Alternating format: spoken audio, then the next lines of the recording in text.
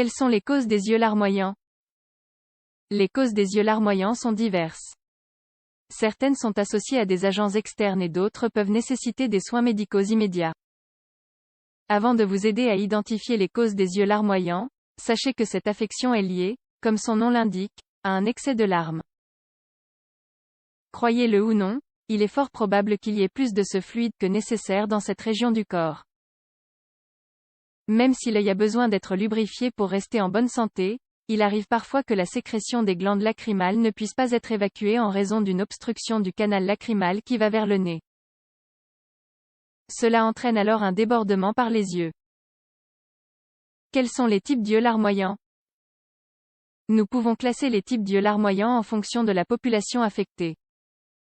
Les bébés et les adultes sont les plus touchés par ce larmoiement inconfortable. Les yeux larmoyants chez les bébés. Bien que cette affection soit très courante chez les bébés, il est important d'y être attentif afin d'éviter des complications majeures. Souvent, les causes des yeux larmoyants chez les bébés sont liées à une légère obstruction du canal lacrymal ou à l'apparition d'une conjonctivite. Par ailleurs, les larmes peuvent également survenir lorsque le bébé souffre d'un rhume, d'une allergie, ou qu'il s'est gratté les yeux.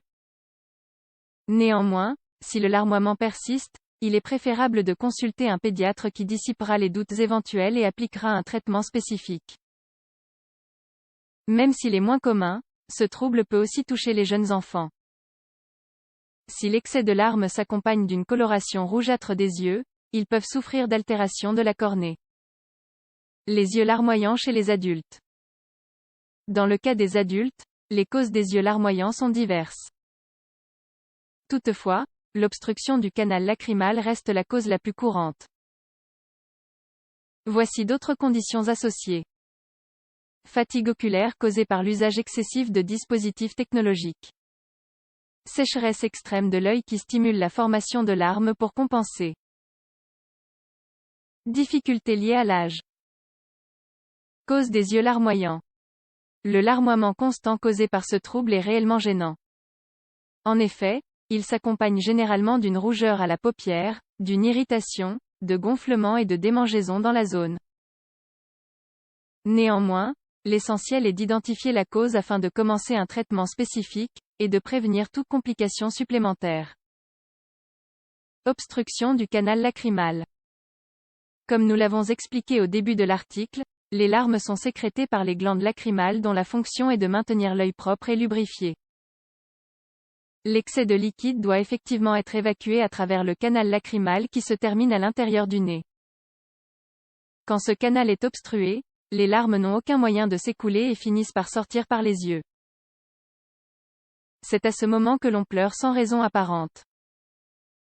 Les spécialistes nomment cette pathologie sous le nom de dacryocystique chronique.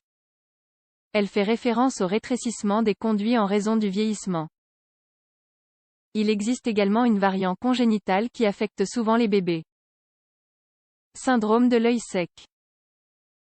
Le syndrome de l'œil sec est le résultat d'altérations hormonales, dans le cas des femmes, ainsi que de hauts niveaux de pollution dans l'air. Les symptômes associés sont des brûlures, démangeaisons, photophobie, une sensation de saleté dans l'œil et de lourdeur dans les paupières.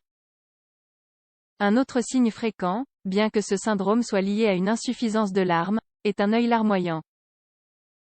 Cela a lieu car les glandes sont très actives et déclenchent leur mécanisme de protection en produisant un excès de fluide. La fatigue oculaire. Appelé aussi syndrome de fatigue oculaire, ce trouble fait partie de la liste des maladies professionnelles liées à divers symptômes. Parmi lesquels les yeux larmoyants.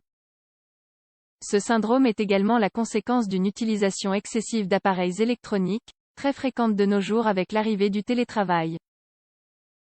Cette affection est classée au sein des syndromes visuels numériques et peut toucher la surface oculaire en produisant des larmoiements abondants.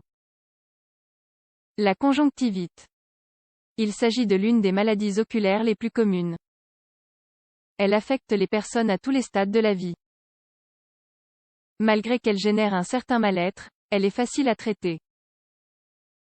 Parmi les symptômes les plus communs de cette pathologie qui affecte la conjonctive, membrane imperceptible qui recouvre l'œil, nous pouvons citer les larmoiements, l'inflammation, les rougeurs ainsi que des sécrétions ou l'accumulation de châssis.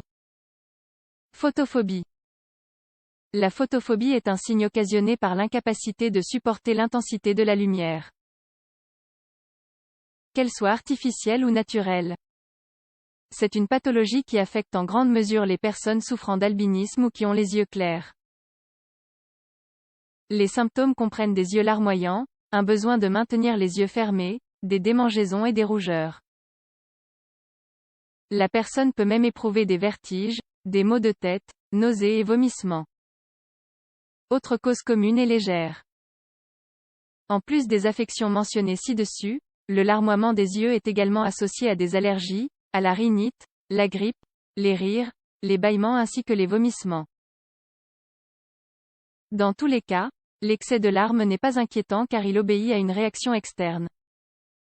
À quel moment consulter un médecin? Il est fondamental de consulter un médecin en cas de conjonctivite car celle-ci peut être virale et contagieuse. C'est aussi le cas lorsqu'il n'y a pas de cause apparente et que la gêne persiste pendant plus d'une semaine. Ou quand le cadre clinique se présente de façon continue. Quoi qu'il arrive, ce qu'il faut retenir c'est qu'il est facile de contrôler cette affection oculaire. D'où l'importance de demander conseil auprès d'un médecin afin de commencer le traitement correspondant. Les larmoiements excessifs représentent non seulement un obstacle dans la qualité de vie de la personne, mais ils répercutent aussi sur la vision.